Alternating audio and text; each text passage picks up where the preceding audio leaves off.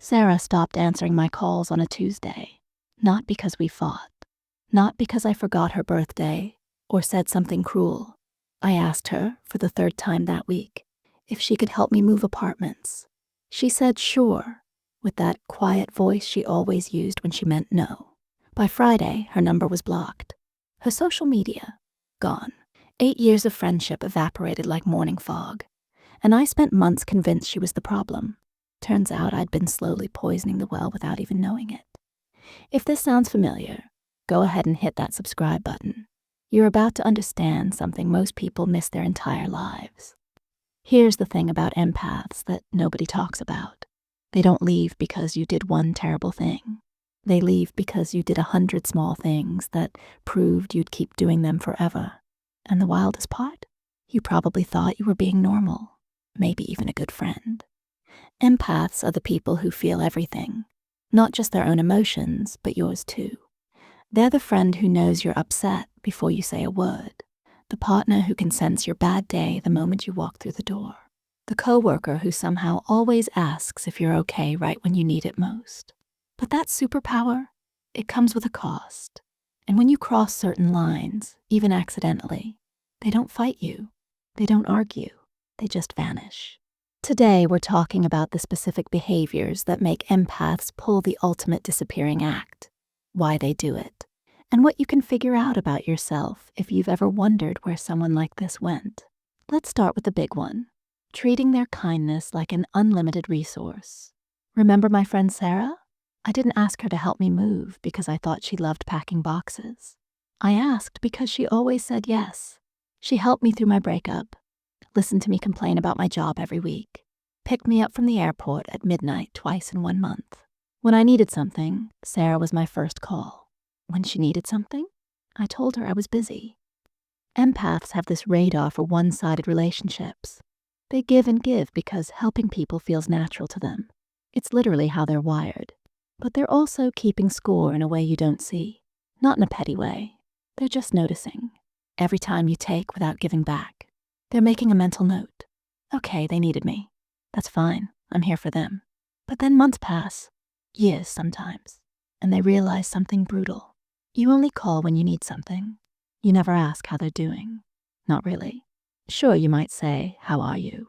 But when they start to answer, your eyes glaze over. You check your phone.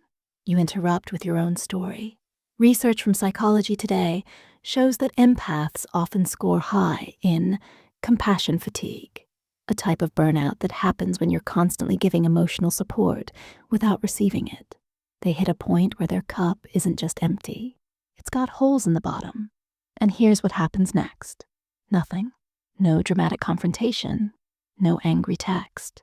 They just stop picking up because they've finally accepted that you were never really their friend. You were their customer.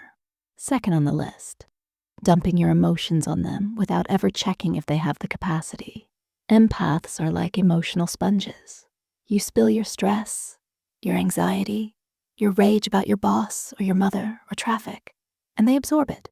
They don't just hear you, they feel it with you. Your panic becomes their panic. Your sadness seeps into their bones. Most people don't get this. They think venting is harmless. I just need to get this off my chest, you say. And then you unload 15 minutes of pure chaos.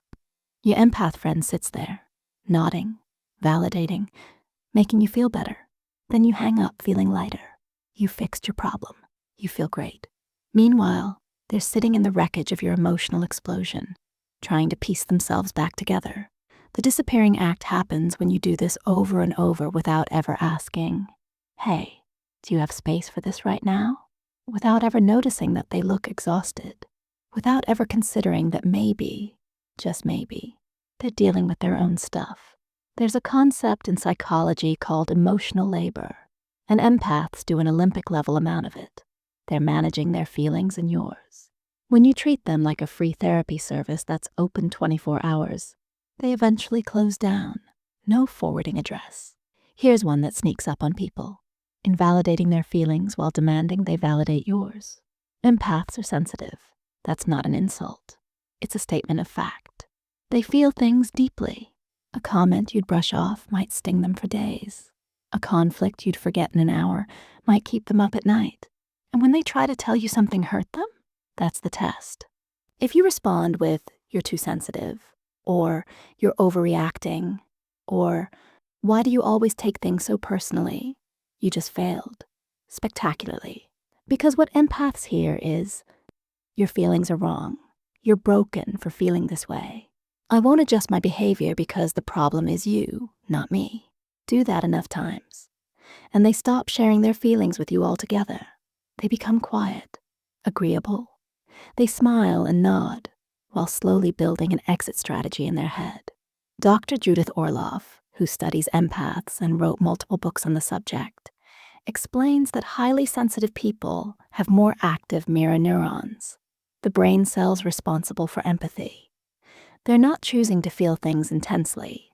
Their brains are literally processing emotional information differently. Telling an empath to toughen up is like telling someone with glasses to just see better. It misses the entire point when you refuse to acknowledge their emotional reality while expecting them to handle yours. You create a dynamic that's unsustainable. They leave because staying means slowly erasing themselves to make you comfortable. Now let's talk about boundaries, because this is where a lot of people mess up without realizing it. Empaths are terrible at setting boundaries, at least at first.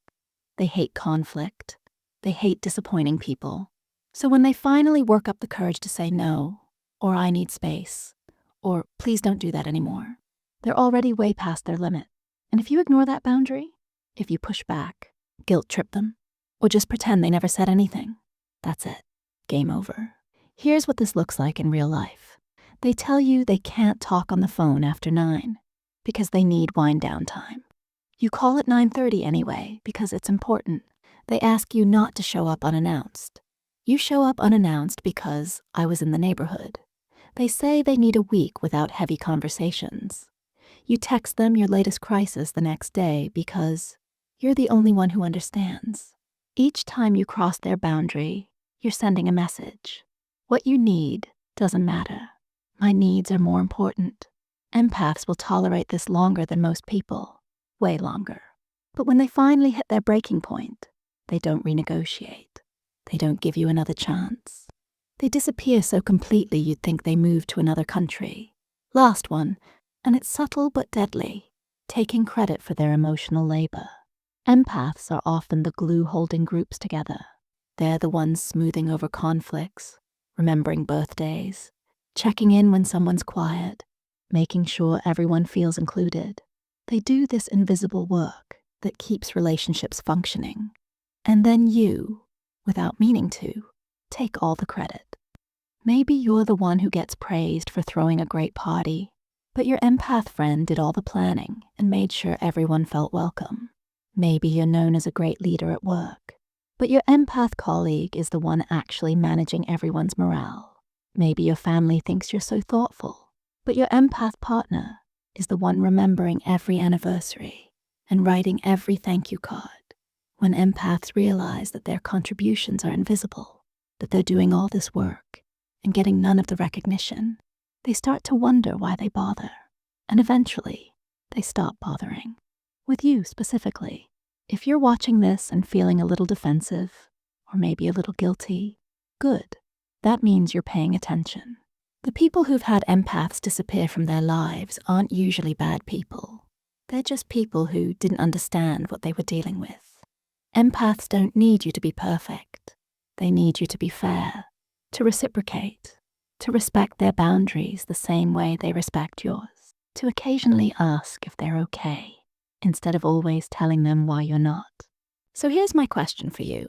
Have you ever been the empath who disappeared? Or the person wondering where your empath went? Drop a comment below because I'm genuinely curious about your experiences. Did someone cross one of these lines with you? Or did you recognize yourself in this video and now you're texting someone an apology? Either way, I want to hear about it. Share your story. Let's talk about this. And if this video helped something click for you, share it with someone who might need to hear it. Sometimes understanding why someone left is the first step toward not making the same mistakes again. I'll see you in the next one. Take care of yourselves, and maybe check in on an empath today.